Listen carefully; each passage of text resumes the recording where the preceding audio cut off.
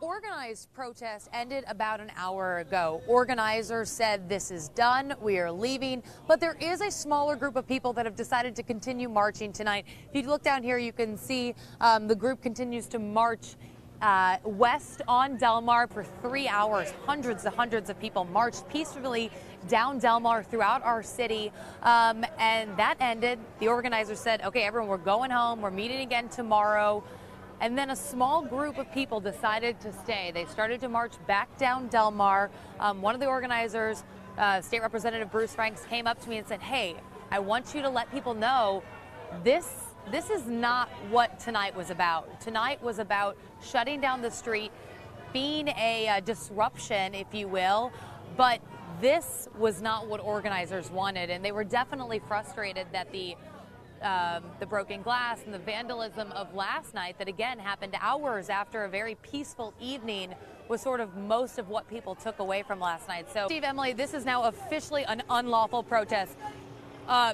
Dozens and dozens of county officers and St. Louis City police officers just came through here and gave the announcement over the loudspeaker that this is an unlawful assembly. That means that indicates they're going to start arresting people. They could potentially send out tear gas to try to disperse the crowd. I do want to show you, though, take a look. There are rocks in the street. We've heard windows broken down the street. We're going to kind of walk a little bit, following far enough back behind the police line to give you guys an idea of what we're seeing here.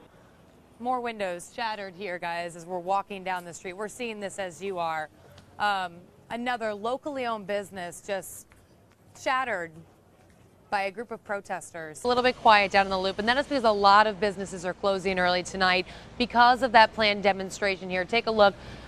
Several restaurants, El Magway here, Ranouche behind us down that block is closed. Three Kings is closed. The Froyo shop is closing early. A couple of other stores are closing up shop. They say it's just because they're simply nervous about what happened Saturday night. As you can see, of course, there are boards that are now painted by local artists, but those boards are covering many broken windows that happened Saturday night after the peaceful protest. And that's what businesses here are fearful of happening again. Live in the Loop, Alexis Zotos, News 4. Again, for the second night in a row, we've seen after protests end, another group sticks around, and this is what we're seeing once again.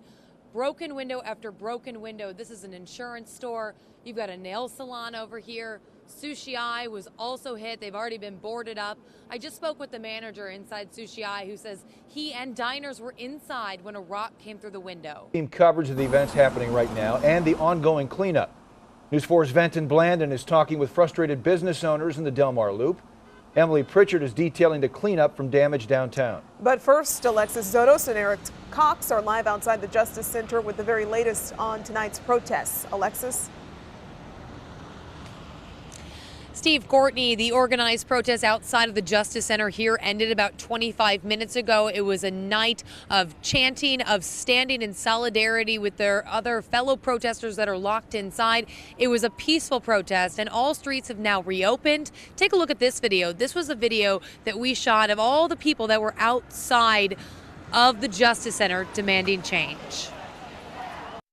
And it's a party all about change, and everybody that's here, they all about want to see the change for our region.